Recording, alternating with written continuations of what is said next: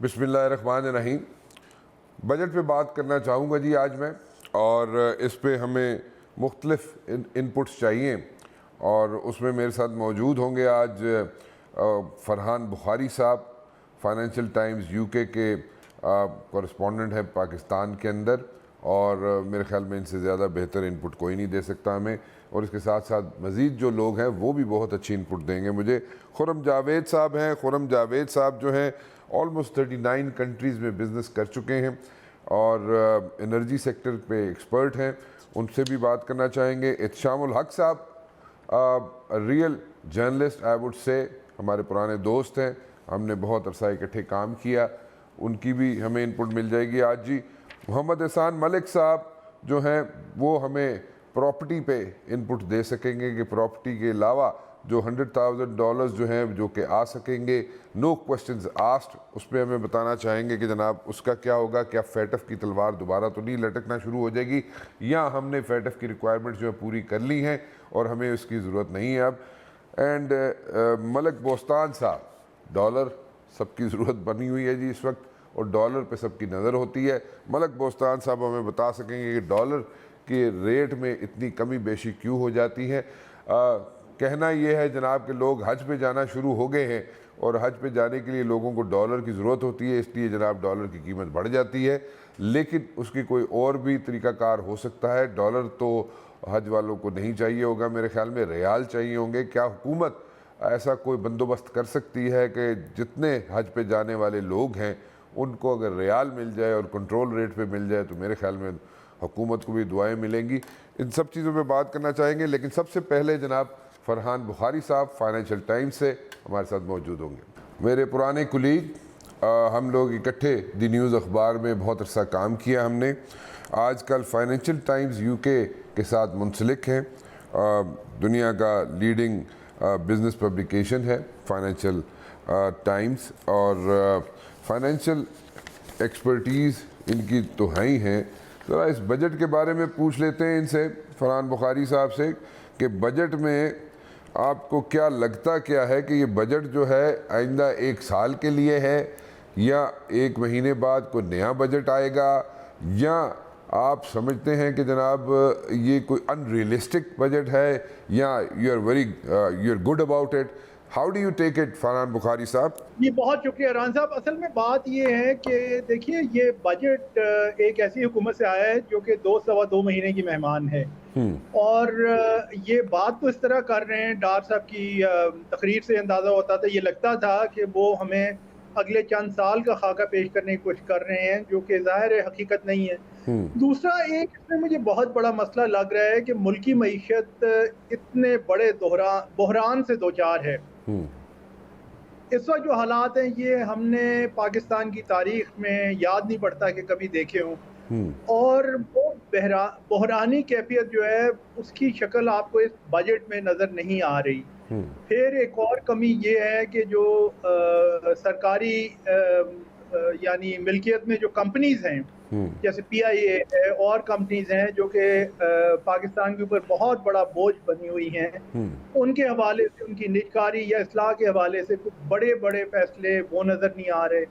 अच्छा, फिर बजट का ये है कि जब ये हुकूमत चली जाएगी, फिर एक बुरी हुकूमत आएगी, उसके बाद इलेक्शन होते हैं, उसके बाद अल्लाह बेहतर जानता है कैसी हुकूमत आएगी। तो हर साल तो क़यास तराई होती है कि जी ये मिनी बजट आगे आएगा, लेकिन इस साल आप काफ़ी यकीन से कह सकते हैं कि एक मिनी बजट आना ही आना है। और इस बजट में कुछ ऐसे इक़दामात हैं जो कि लगता ये है कि आईएमएफ को भी मंजूर नहीं होंगे। तो अगर आपके आईएमएफ के पास जाना है और एक मालियाती पैकेज, उनसे बड़ा पैकेज आपने लेना है जिसकी सख्त शराइत होंगी, बल्कि मौजूदा जो शराइत हैं उनसे भी ज़्यादा सख्त होंगी, क्योंकि आप बड़ा पैकेज लेंगे, तो फिर मुझे नहीं लगता कि ये जो बजट है ये इस तरह चल सकेगा। अच्छा, so you think एक और बजट आएगा, say like in another month's time or what? नहीं, इनकी तो जैसे मैंने आपसे अर्ज की कि 2 सवा 2 महीने की मियाद है, चले जाएंगे, उसके बाद वो बुरी हुकूमत जो आएगी देखते हैं फिर उनका क्या होता है। लेकिन अगर आपको आईएमएफ के पास जाना है और आईएमएफ के साथ ताल्लुकात इस्तवार करने हैं, तो इस बजट में कई चीज़ें जो कि आपको तब्दील करनी पड़ेंगी। मसलन इन्होंने 9.2 खरब रुपए का एफबीआर का टारगेट रखा है कलेक्शन का, जो कि इस साल की कलेक्शन से तकरीबन 30% ज़्यादा है। अब एक मईशत जो कि इतनी सुस्त रवि का शिकार है, आपकी सनत बुरी तरह से मुतासर हुई है, बैठी भी है। आपका ज़राअत का शोबा इंतहाई सुस्त रवि का शिकार है। ये कैसे होगा कि एकदम से अगले 12 महीने में, 12-13 महीने में आप छलांग लगा के अगले माली साल में 30% से ज़्यादा रेवेन्यू इकट्ठे कर लेंगे? मुल्की मईशत तो इस वक़्त बहुत बड़े बहरान का शिकार है, और फिर मेरे ख़्याल में आईएमएफ वाले ये भी इसरार करेंगे कि आप जो अपने खर्चे हैं, सरकारी खर्चे हैं, उसमें भी कोई कमी के हवाले से, और ख़ास तौर पे ये जो नुकसान में जो कंपनीज जा रही हैं सरकारी ओन्ड, उनके हवाले से कोई ठोस फैसले सामने लेके आए। जब तक कि ऐसे इकदाम नहीं किए जाएंगे, उनसे आपको कोई नया पैकेज नहीं मिलेगा। नया पैकेज नहीं मिलेगा तो फिर आप बहरान में घिरे रहेंगे, और ये जो डिफ़ॉल्ट की बात होती है वो चलती रहेगी, क्योंकि इस वक्त तो इंतहाई ख़तरनाक सूरत हाल है। आपके ज़र मुबादला के सरकारी ज़ख़ायत $4 अरब से कम हो गए हैं, और ये इसी तरह बतदरीज अगर कम होते रहे तो फिर आपको गुजारा कैसे होगा? तो ये बजट तो तकरीर तो बड़ी अच्छी थी, लेकिन इसमें काम की बात कम है। अच्छा अच्छा अच्छा बुखारी साहब, एक चीज़ ज़रा समझाएं हमें कि जो रिफॉर्म्स की आप बात कर रहे हैं, जो आईएमएफ सजेस्ट कर रहा है, और उसमें स्टॉक एक्सचेंज के रिफॉर्म्स भी हैं, उसमें there like so many other things, privatisation भी है। ये जो वाइट एलिफेंट्स हमने पाल के रखे हुए हैं, स्टील मिल हो गया, PIA, railway, and there are so many others, इनकी प्राइवेटाइजेशन की भी ज़रूरत है। वो आपको इसमें नज़र नहीं आ रही, हमें भी नहीं नज़र आई। इसमें रिफॉर्म्स स्टॉक एक्सचेंज की होनी चाहिए थी, वो आईएमएफ की एक डिमांड थी, वो भी नहीं हो रही, इसमें नज़र नहीं आ रही। सो बेसिकली अगर देखा जाए, अगर मैं कहूँ ये, अगर please correct me if I am wrong, आप अगर ये कहा जाए कि आइंदा आने वाले दिनों में आईएमएफ के साथ रजू करना या आईएमएफ के पास जाना मकसूद नहीं रहा, तो उसको गलत का तस्वर किया जाएगा इस सेंटेंस को, या सही किया जाएगा? क्योंकि रिफॉर्म्स जो वो मांग रहे हैं वो उस तरफ तो हम जा नहीं रहे। देखिए, ख्वाहिश तो अभी तक है। आपने देखा होगा बजट की तकरीर से पहले वज़ीर आज़म शहबाज शरीफ ने जो बातचीत की, जो उनकी एक छोटी सी तकरीर थी, उसमें उन्होंने जो कुछ फरमाया, उन्होंने कहा कि जी मैं तो आईएमएफ को की जितनी भी डिमांड्स थी, उनके जितने भी मुतालबात थे वो हमने पूरे कर दिए। लेकिन ऐसा हकीकत में नहीं है। लेकिन उनके कलिमात से ये लगता है कि ख्वाहिश तो है कि आईएमएफ के पास जाया जाए और आईएमएफ का कर्जा मिले, लेकिन क्या ये इसको अमली जामा पहना सकेंगे या नहीं, वो बहुत बड़ा एक सवालिया निशान है। ठीक है Bukhari sahab, thank you very much for talking to me. It's always a pleasure to have you on my show and talk to you. बहुत बहुत शुक्रिया आपका। बुखारी साहब कह रहे हैं जनाब कि ये जो नो क्वेश्चंस आस्क्ड और ये जो पैसा लाया जा सकता है, ये स्कीमें पुरानी हो चुकी हैं, और हम ऑलरेडी एफएटीएफ की लिस्ट में से बड़ी मुश्किल से निकले हैं, और ये बड़ी ऑब्सोलीट स्कीम्स हैं, और इसको अनडू करना पड़ेगा। और अकॉर्डिंग टू बुखारी साहब ये बजट कोई इतना रियलिस्टिक नहीं है। लगता ये है कि ये इलेक्शन बजट है, और इलेक्शन में ये एक नारे के तौर पे इस्तेमाल किया जा सकता है कि हमने एक बहुत अच्छा बजट पेश किया था, लेकिन रियलिस्टिकली ये पॉसिबल नहीं है। कई चीज़ें इसमें से पॉसिबल नहीं है। And according to Bukhari sahab, who is the correspondent at Financial Times UK, और दुनिया का सबसे लीडिंग अखबार है, पब्लिकेशन है यूके की, और इकनॉमिक एक्सपर्ट हैं, हमारे साथ मौजूद थे। खुर्रम जावेद साहब मेरे साथ मौजूद हैं। खुर्रम जावेद साहब एक लीडिंग बिजनेसमैन हैं, आईपी सेक्टर में, एनर्जी सेक्टर में, एंड बहुत से काम कर चुके हैं। यहाँ पे बहुत सी बिजनेस एक्टिविटीज़ जनरेट भी कर चुके हैं, and he is a wide exposure of almost like 39 countries, I would say, close to 39 countries, और 39 countries में उनके साथ इंटरेक्शन करके उनके साथ बिजनेसेस भी कर चुके हैं वहाँ पे।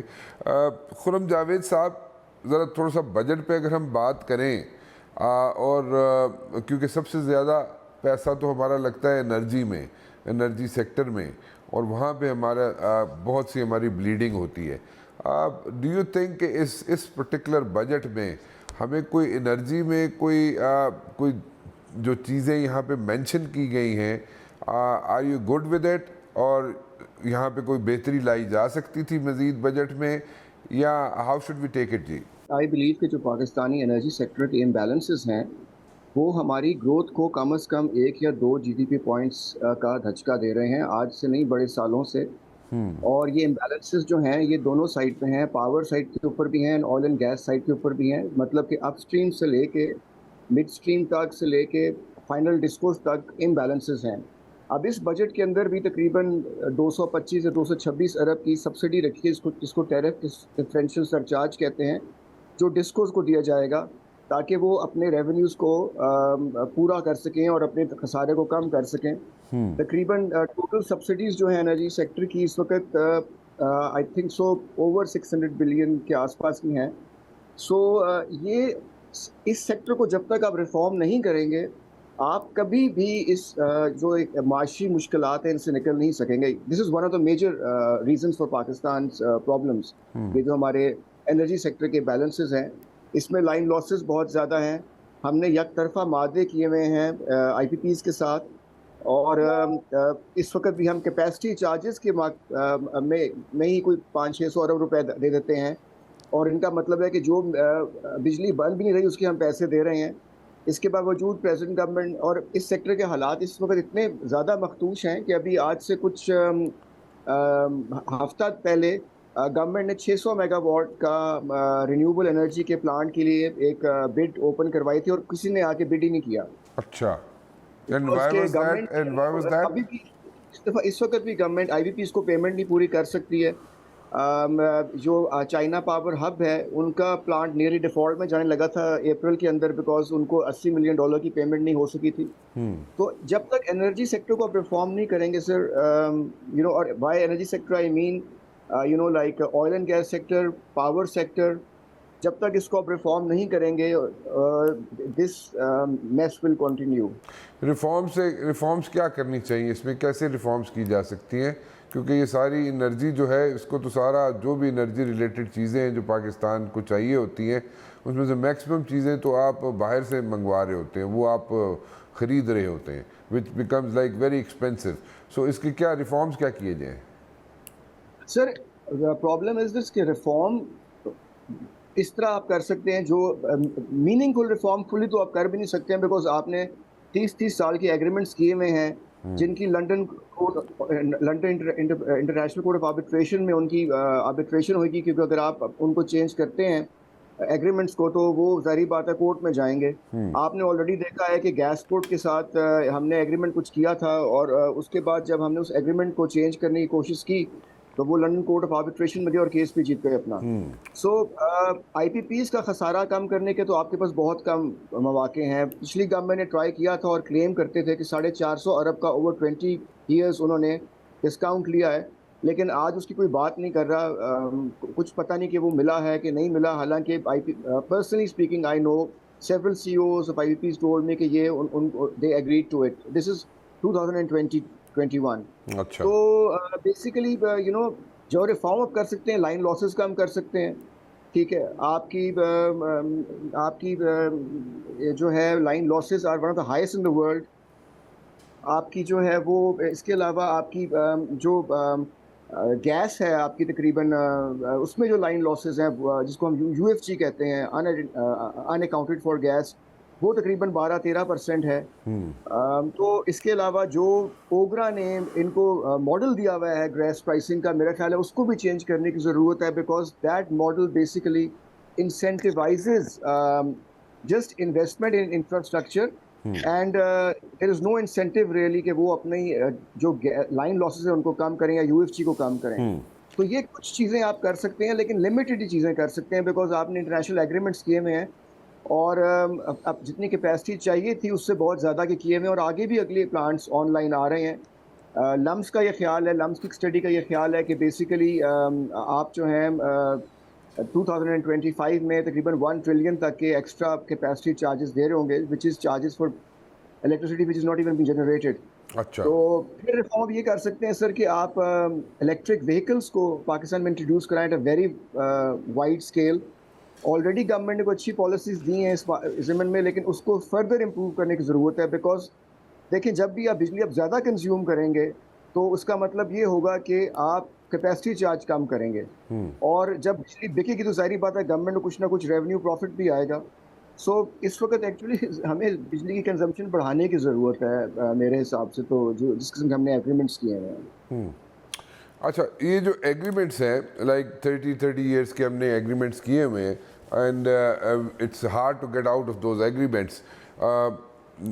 इज देयर अ पॉसिबिलिटी कि एक गो में या एक ही दफ़ा ये एग्रीमेंट्स रिवाइव हो सके किसी न किसी सूरत में? कोई पॉसिबिलिटी, कुछ चांसेस हैं, या we are like stuck with these agreements for the rest of 30 years? Sir I think that more less we are stuck. आपने एक दो दफ़ा एग्रीमेंट कैंसिल करके रेकोटेक में देख लिया, और उसके बाद जो प्रॉब्लम्स पड़े हैं वो आपके सामने ही हैं। अरबों रुपए आपने लीगल फीस में ही लगा दिए, और उसके बाद आपके ऊपर जो बेइज्जती हुई कि आपका होटल के ऊपर उन्होंने कहा कि जी हम इसकी प्रॉपर्टी को टेक ओवर कर लेंगे, आपका जो रूजवेल्ट होटल था।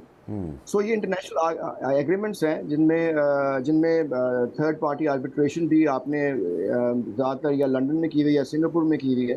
तो इसमें आपका इसको चेंज करना इतना आसान नहीं है, लेकिन लास्ट गवर्नमेंट के टाइम पे डेफिनेटली इस पे पेशरफ्त हुई थी, और सीईओज ने, या सवाए चाइनीज़ जो आपके प्लांट्स हैं, बाकी तकरीबन सब ने 450 अरब का उसमें आपको दिया था डिस्काउंट। उसके बाद फिर वो वाला फाइल जो थी, हमने सुना था कि नैब को भिजवाई थी सेक्रेटरी पावर ने कि जी इसको आप क्लियर करें, कल को हमारे लिए कोई मसला ना बने। तो उसके बाद ये नहीं पता कि अब उसका क्या बना, लेकिन मेरा ख्याल है frankly speaking it will be a very difficult thing to get those agreements meaningfully changed. अगर आप करेंगे भी तो आप 20-25 अरब साल का बस बचा लेंगे, जो लास्ट गवर्नमेंट ने शायद अचीव किया था। तो उनको चेंज करना तो नहीं इतना आसान, लेकिन आप देखें सर, अब वो तो आपने एग्रीमेंट कर ली है, लेकिन आप का जो हर बजट आता है, बेसिकली आपका बजट को मैं कहूँगा कि जो पूरा एक्सरसाइज है विंडो ड्रेसिंग है एक। अब इस दफ़ा भी आपने क्या किया है कि सुपर टैक्स लगा दिया है, और खाली सिंपल एक फोकस है इस गवर्नमेंट का नहीं, हर गवर्नमेंट का। Frankly speaking one would be unfair to this government अगर सारा इनके ऊपर आप डालें, लेकिन बिकॉज इस वक्त वो इन पावर है तो जाहिर बात उन्हीं की बात करेंगे। लेकिन हर गवर्नमेंट का एक ही फोकस रहा है कि जो एग्जिस्टिंग टैक्स पेयर है उसी के ऊपर आप और बोझ डालें जी। और टैक्स बेस को ना बढ़ाएं। अब आप ये देखिए कि तकरीबन रिटेल एंड होलसेल 20% आपका जीडीपी का पार्ट है, वो 1% इनकम टैक्स कंट्रीब्यूट कर रहा है। एग्रीकल्चर आपका 20% ऑफ जीडीपी है, उससे भी ज़्यादा है शायद, वो भी 1% भी नहीं गालबन कर रहा, और आप कहते हैं जी कॉन्स्टिट्यूशनल अमेंडमेंट की ज़रूरत है। तो अगर ज़रूरत है तो करें अमेंडमेंट आप। देखिए इसी तरह आपका लाइफ स्टॉक सेक्टर है, 12% तकरीबन वो जीडीपी को कंट्रीब्यूट कर रहे हैं, and they are not paying any taxes. तो फिर जो आपने रियल एस्टेट में जो आपने दिए हुए हैं इनको प्रॉब्लम्स, मतलब टैक्सेशन की, कोई खास इतना टैक्स नहीं देता। तो टैक्स तो सारा आपकी दे रहे हैं, इंडस्ट्री दे रही है जो ऑलरेडी पिस गई हुई है, या आपका सैलरी क्लास दे रहा है, और या आपकी आवाम दे रही है, बिकॉज आपका सारा का सारा जो फोकस है वो इनडायरेक्ट टैक्सेशन के ऊपर है, सेल टैक्स हो गया और इस किस्म के जो टैक्सेस हैं वो आवाम के ऊपर उनका बोझ पड़ता है। These are called regressive taxation measures, कि इनका बोझ गरीबों पे ज़्यादा पड़ता है, अमीरों पे कम पड़ता है। ठीक। तो प्रोग्रेशन तो तभी आएगी जब आप इन सारे सेक्टर्स को जिनको मैंने जिक्र किया आप उनको लेके आएंगे टैक्स नेट में। अब ये तो कोई बात नहीं हुई कि एग्रीकल्चर अगर 20% ऑफ जीडीपी, और लेट से वो तकरीबन कितने ट्रिलियन का उनका टर्नओवर है, तो वो खाली जो है कुछ 5 या 6 अरब रुपए टैक्स दे रहे हैं, वो भी प्रोविंसेस को। सो ये चीज़ जब तक चेंज नहीं करेंगे, ये स्ट्रक्चरल प्रॉब्लम्स हैं पाकिस्तान की इकोनॉमी के, और इन्हीं प्रॉब्लम्स ने आपकी सस्टेनेबल ग्रोथ को हमेशा से रोका हुआ है। और जब तक ये स्ट्रक्चरल प्रॉब्लम एड्रेस नहीं होंगे एनर्जी सेक्टर के और ये टैक्सेशन की में इक्विटी के, ये जब तक नहीं सेटल होंगे, आपका हर बजट एक विंडो ड्रेसिंग एक्सरसाइज रहेगा, और आप उसके कुछ महीनों के बाद लोगों से भीख मांग रहे होंगे कि हमें जी आप इतने पैसे दे दें, हमें इतना लोन दे दें। ठीक। अब हमारा ये खर्च हो गया और इन्फ्लेशन भी बढ़ती रहेगी। बिल्कुल ठीक है, बिल्कुल ठीक है। Thank you very much for talking to us ji Khurram साहब, बहुत अच्छी इनपुट जो आपने दी, और बिल्कुल सही कह रहे हैं आप कि आवाम जो है इनडायरेक्ट टैक्सेस जो है बेइंतहा देती रहती है, और ऑलरेडी जो लोग टैक्स दे रहे हैं उन पर मज़ीद टैक्स लगा दिया जाता है, जो कि एक विंडो ड्रेसिंग ही है। और इसमें जब तक बेहतरी नहीं आएगी, इसका टैक्स नेट को जब तक बढ़ाया नहीं जाएगा, ब्रॉडन नहीं किया जाएगा, उस वक्त तक इश्यूज़ रहेंगे। और ये स्ट्रक्चरल चेंजेस लानी बहुत ज़रूरी हैं। एक छोटी सी ब्रेक, और ब्रेक के बाद वापस आते हैं तो अपने दीगर मेहमानों से गुफ्तगू करेंगे एक छोटी सी ब्रेक के बाद। एहतशामुल हक साहब मेरे साथ मौजूद है। जी Ehtesham sahab, do you find this budget realistic? Do you see any changes in this budget in the days to come, कि कोई नया बजट आ जाएगा? And secondly, how would you take it? मतलब इसमें जो टैक्स देने वाले लोग हैं वो उन पे ज़्यादा बर्डन डाल दिया गया है बजाय इसके कि ब्रॉडन किया जाता टैक्स का network. How do you take this budget overall? जी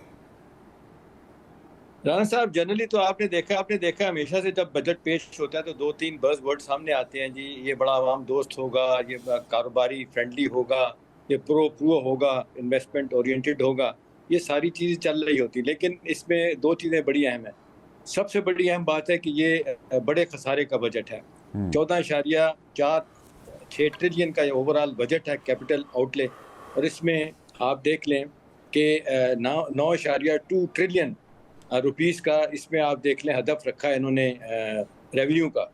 और हुकूमत की जो आमदनी है वो 6.2 ट्रिलियन रुपीस की है। तो ये राना साहब गैप है 8,000 अरब का, यानी 8 ट्रिलियन का। तो ये बहुत बड़े खसारे का बजट है। एक दूसरी बात यह है कि IMF का प्रोग्राम ना होने की वजह से ये मुश्किलात दर मुश्किलात लेके आ रहा है।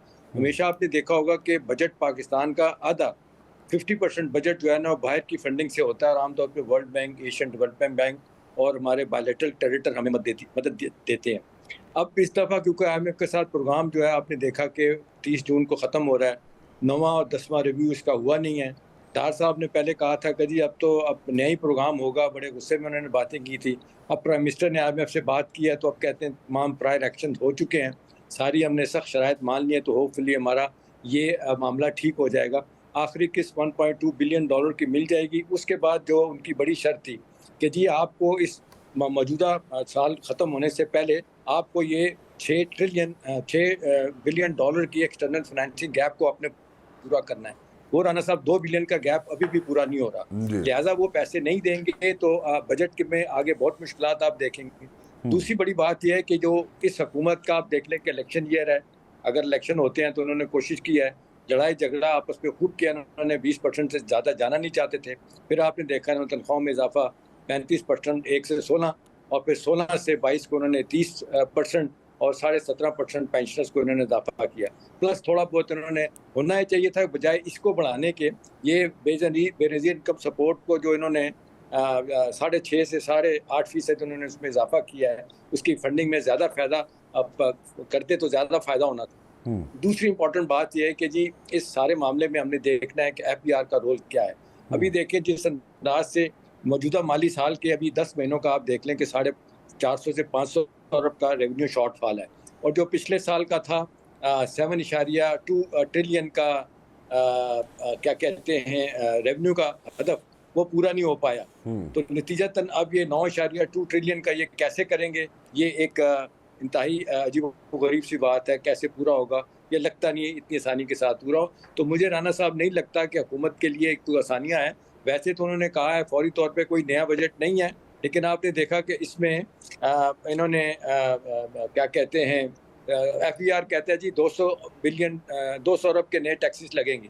डार साहब ने कहा कोई टैक्सेस नहीं है, FBR कहता है 200 अरब के नए टैक्सेस लगेंगे। मेरा अपना ख्याल है राना साहब कि इतनी मुश्किलात वाला बजट है, ये जो भी बजट पेश करने के बाद नई गवर्नमेंट आती है वो फिर मिनी बजट पेश किया जाएगा, फिर रेवेन्यू की कलेक्शन की जाएगी, क्योंकि इतने बुरे तरीके से बजट का खसारा। वैसे तो अभी देख लें अगले माली साल के लिए भी वो कह रहे हैं कि जी महंगाई को जो हदफ रखा है इन्होंने 21%, जो कि होता हुआ नज़र नहीं आ रहा। इस वक्त महंगाई का हुजम जो है ना वो 38% है, अगर फूड इन्फ्लेशन देखें तो 48% है, ऑल टाइम हाई। तो इस सारे मामले को देखते हुए लगता नहीं है कि इतनी आसानियाँ हैं। मिनी बजट भी और आएंगे, ऊपर से पेट्रोल प्राइसेस भी बढ़ने जा रही हैं। $70 बैरल इस वक्त है। अब जिस तरह 9 लाख बैरल कट लगाई है अपने सऊदी अरब ने, तो ये प्राइसेस $100 पे जाने वाली हैं। नतीजतन हुकूमत के पास राना साहब कोई कुशन नहीं है पब्लिक को रिलीफ देने के लिए। ये सिर्फ प्लेइंग टू द गैलरी वाला ही मामला है। मेरे ख्याल में आइंदा आने वाले दिन बड़े सख्त होंगे पाकिस्तान के लिए। जी एहतशाम साहब, thank you very much for your input ji, बहुत बहुत शुक्रिया। एहतशाम साहब कह रहे हैं जी कि आइंदा आने वाले दिन जो हैं बहुत मुश्किल होंगे पाकिस्तान के लिए, और in so many words he saying that this is a very unrealistic budget, और जो भी बजट आएगा, नहीं बजट्स आएंगे, बल्कि बजट नहीं बजट्स आएंगे। Let's see what's going to happen in the days to come. Mohammad Ehsan Malik साहब मेरे साथ मौजूद हैं। जनाब मलिक साहब से ज़रा पूछ लें कि रियल इस्टेट में कोई आसानियां हैं या नहीं हैं, और जो ये नो क्वेश्चंस आस्क्ड और $100,000 आप भेज सकते हैं बाहर से, वो कैसे मुमकिन हो सकेगा, और उसमें आसानियां हैं नहीं हैं, मुश्किलात हैं नहीं हैं, और क्या उसमें एक दफ़ा फिर हमारे ऊपर कई फैटफ की तलवार तो नहीं लटकना शुरू हो जाएगी? जी मलिक साहब। बिस्मिल्लाहिर्रहमानिर्रहीम। मुबश्शिर साहब, बजट तो बेसिकली रियल इस्टेट सेक्टर के लिए तो ऐसे ही है जैसे पुरानी तनख्वाह और पुरानी नौकरी पे आपने काम करना है। अच्छा। बट इसमें मैं अगर वो कंजूसी वाली बात हो जाएगी कि मैं अशफाक तोला साहब और तारिक बाजवा साहब को अप्रिशिएट ना करूं कि उन्होंने हमारी तजवीज़ थी, उसमें एक ये जो आपने $1 लाख वाली बात की है, ये हमने फैटफ के ज़माने में 50 लाख इसकी लिमिट रखी थी फॉर ओवरसीज़ पाकिस्तानीज़ के लिए, जो कि बड़ी अनरियलिस्टिक थी। बट उस वक्त फैटफ का प्रेशर था और हमारे लोगों ने भी कोई इतनी ब्रेन स्टॉर्मिंग नहीं की, तो वो 50 लाख रख दी। वो हमारी ख्वाहिश तो ये थी कि इसको ओपन कर दिया जाए। अच्छा। क्योंकि इस वक्त आपको डॉलर चाहिए और फॉरेन एक्सचेंज चाहिए, तो रियल इस्टेट सेक्टर ही एक ऐसा सेक्टर है जो आपकी एफडीआई को अट्रैक्ट कर सकता है। तो उन्होंने उसको $1 लाख कर दिया। अब रात को मेरी 3-4 ओवरसीज पाकिस्तानियों से बात हो रही थी। अब उनका उसमें जो मेजर कंसर्न है वो ये कि यार बैंक और मार्केट रेट का जो गैप है और जो ट्रस्ट डेफिसिट है कि यार खुदा न ख्वास्ता फॉर द टाइम बीइंग अगर ये गैप कवर कर भी लेते हैं, और ऐसा मतलब इस चीज़ की क्या श्योरिटी है ये गैप नहीं बढ़ेगा, और गैप अगर बढ़ेगा तो हमें बहुत लॉस होगा। तो इसमें गवर्नमेंट को, इसहाक डार साहब को देखना चाहिए कि आप ऐसी पॉलिसीज़ को लेकर चलें कि ये गैप दोबारा ना बने, और स्पेशली जो हमारे इंस्टीट्यूशंस हैं जो कि डिफरेंट जगहों पे प्लेटफॉर्म पे भी आया है कि वो लोग अनयूजुअल बाइंग में आ जाते हैं, जिसकी वजह से डॉलर रेट एस्केलेट कर जाता है। रियल एस्टेट के हवाले से पॉजिटिव दो चीज़ें पूछना चाहूँगा आपसे जी। मुझे बताइएगा इसमें अगर $100,000 आते हैं तो will the IMF be happy about it? Sir what about the FATF things? Sir FATF थिंगी is going to it's ठीक है, we are out of the woods, but then again the fat-off thingy can like re-erupt or no? No, I don't think so कि FATF का issue है, क्योंकि basically वो जो चीज़ें regularise करवाना चाह रहे थे कि real estate sector, developer, builder, jeweller and money changer ये रजिस्टर्ड हो जाएं और वो एक पैटर्न के तहत काम करें।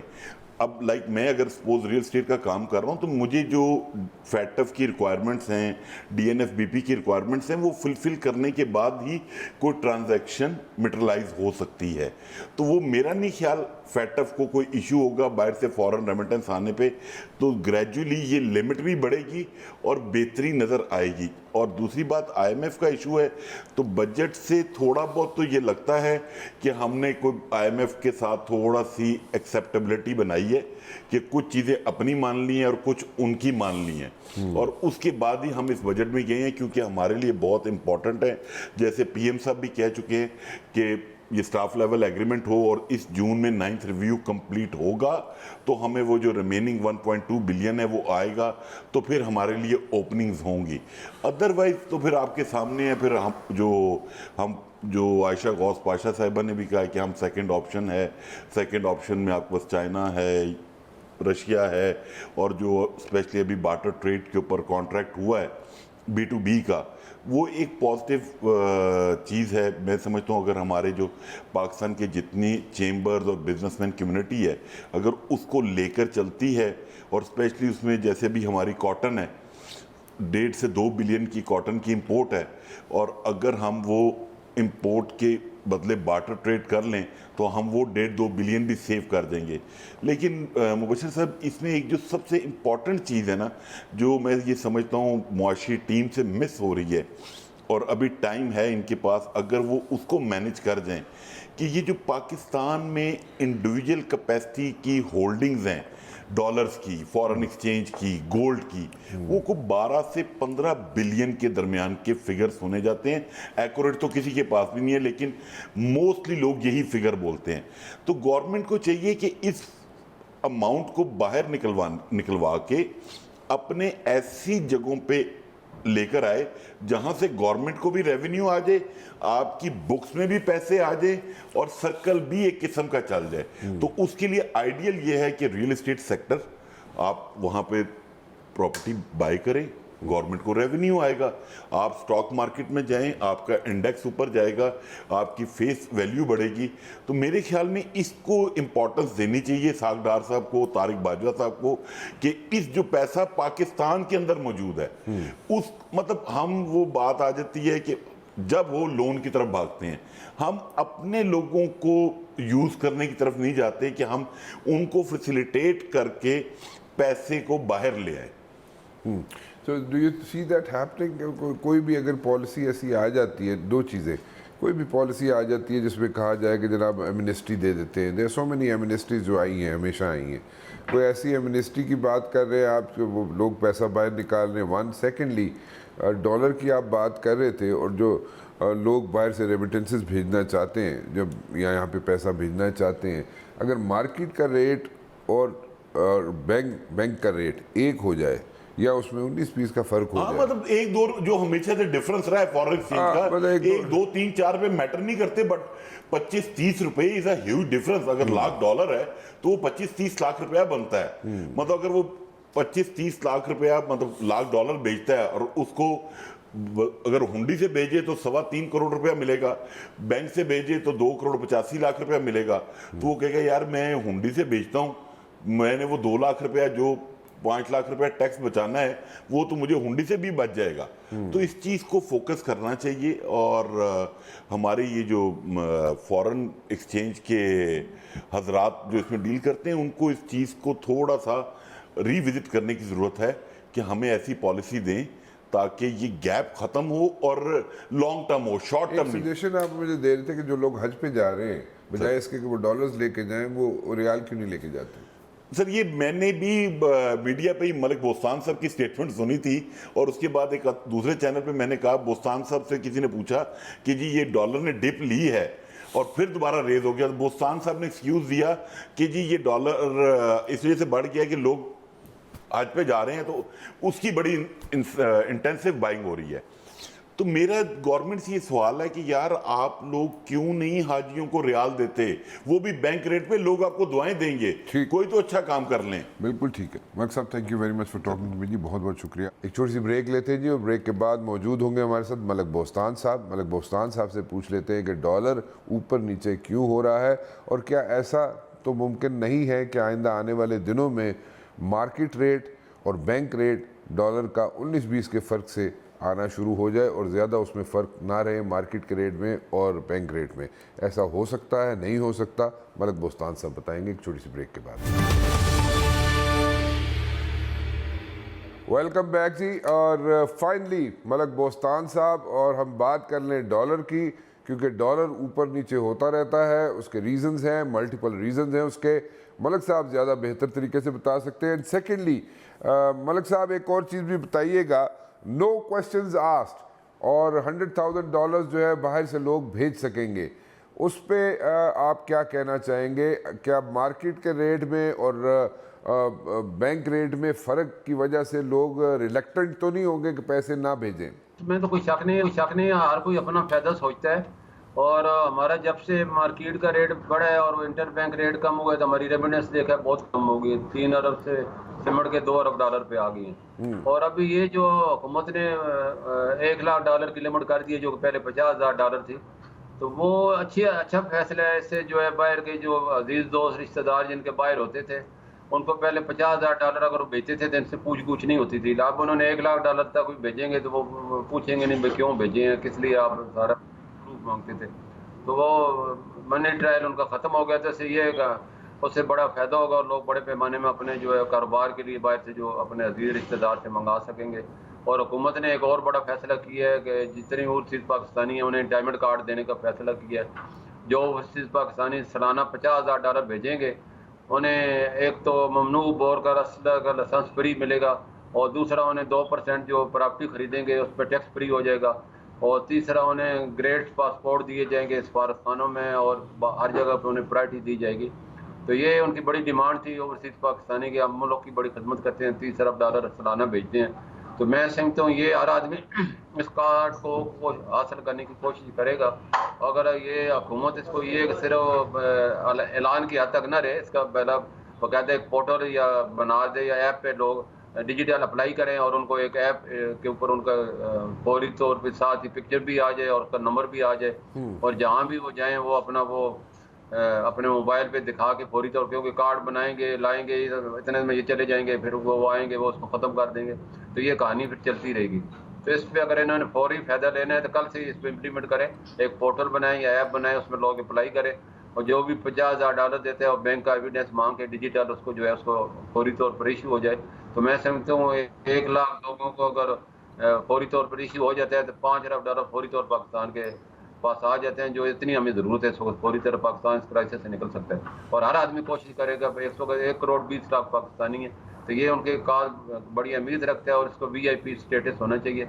और ये मैं समझता हूँ हर आदमी इस कार्ड को अवेल करके उससे बेनिफिट ले सकते हैं और हुकूमत को देने भी चाहिए। तो ये बहुत अच्छा फैसला है, इसको बस इम्प्लीमेंट जल्द से जल्द होना चाहिए। मलिक साहब एक और चीज़ समझाएं हमें कि जो बैंक रेट है और जो मार्केट रेट है उसमें काफ़ी फ़र्क है। तो मैं ये जानना चाह रहा हूँ कि लोग जो है बैंक के थ्रू अगर ट्रांजैक्शन करें तो वो ज़्यादा बेहतर होता है, क्योंकि उससे फ़ायदा है, सबको मुल्क को भी फ़ायदा है।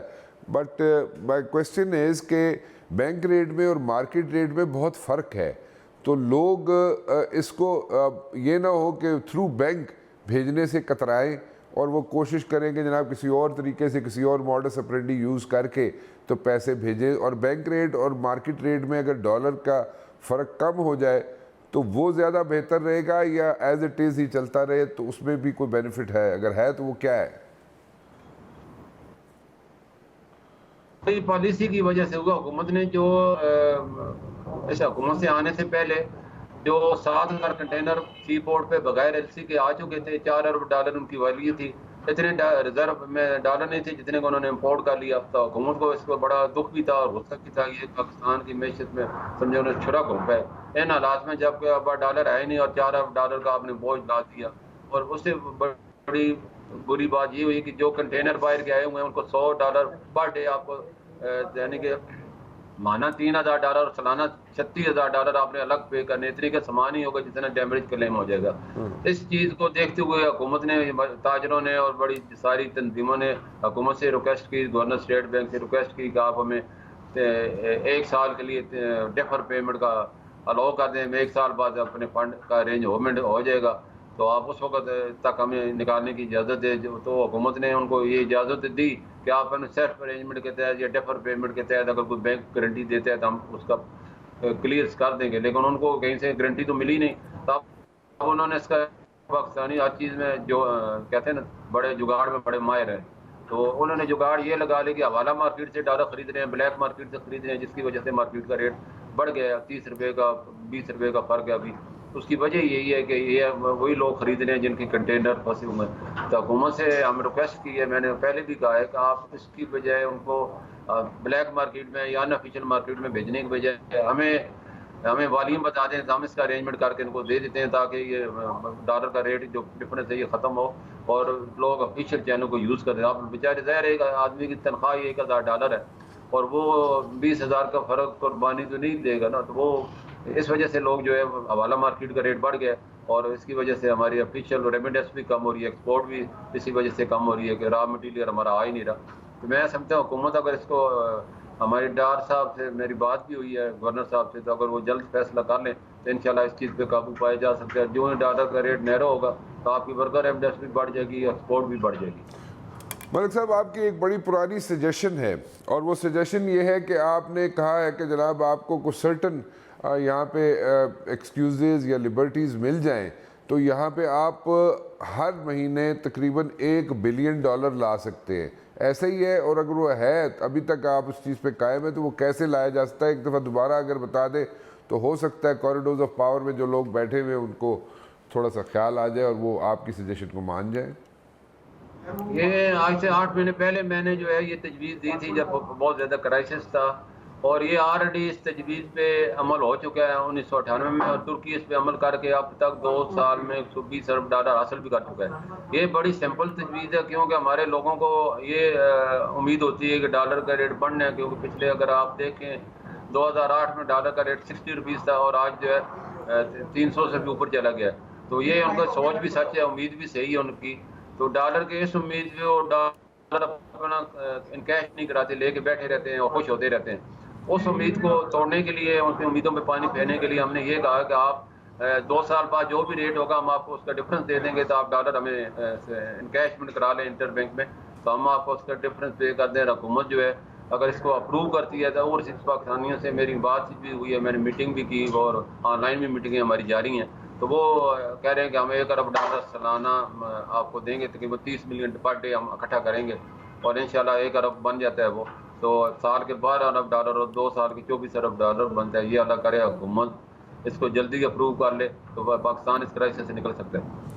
बहुत बहुत शुक्रिया हमसे बात करने का बोस्तान मलिक साहब। मलिक बहुत हमें कह रहे हैं जनाब के पैसे इकट्ठे किए जा सकते हैं, हुकूमत थोड़ी सी रियायत जो दे चुकी है उसमें जनाब पैसे इकट्ठे हो रहे हैं, लेकिन मज़ीद पैसे इकट्ठे किए जा सकते हैं और हर साल तकरीबन $12 बिलियन मलिक साहब की सजेशन के जो दे रहे हैं उसके मुताबिक इकट्ठे किए जा सकते हैं।